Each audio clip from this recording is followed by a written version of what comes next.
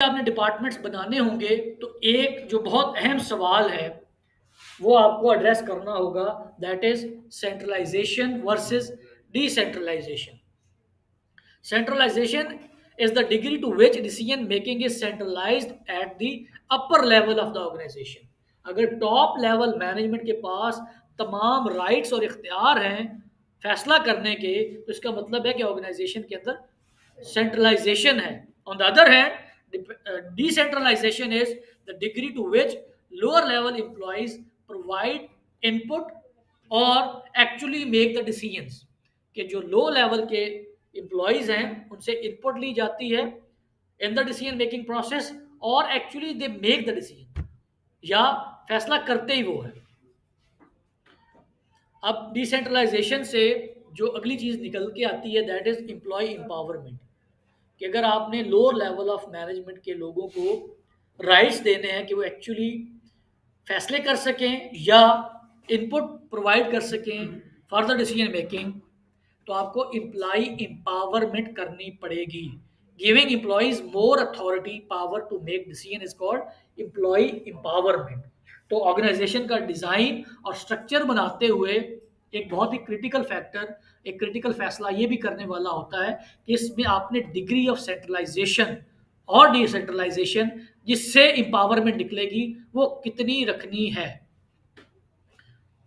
इसके कुछ एक कॉमन जो फवायद है या कॉमन जो कंपैरिजन है उसको भी देखा जा सकता है कि सेंट्रलाइजेशन और डिसेंट्रलाइजेशन में किन केसेस में आप मोर सेंट्रलाइजेशन कर सकते हैं। मिसाल के तौर पे अगर इन्वायरमेंट स्टेबल है तो आप सेंट्रलाइजेशन कर सकते हैं।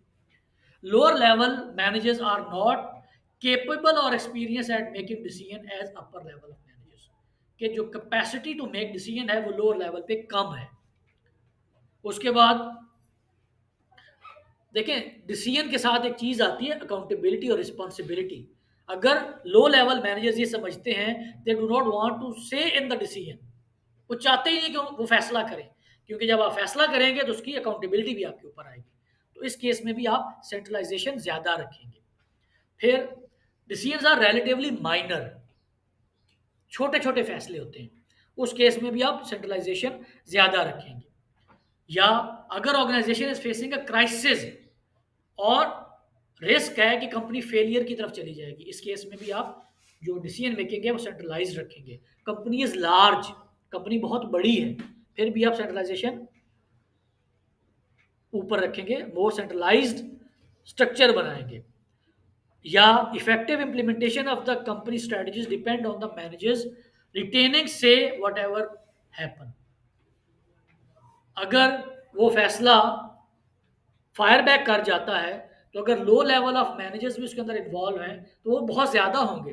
तो आप जो बर्डन ऑफ रिस्पॉन्सिबिलिटी है वो किसके ऊपर रखेंगे?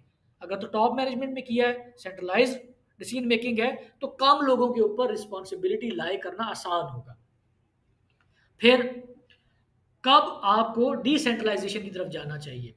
When the environment is complex and uncertain, बहुत कॉम्प्लेक्सिटी है तो आपको ज़्यादा लोगों से इनपुट लेनी चाहिए। फिर या low level managers are capable and experience at making decision, और low level managers want to have a voice in the decision making.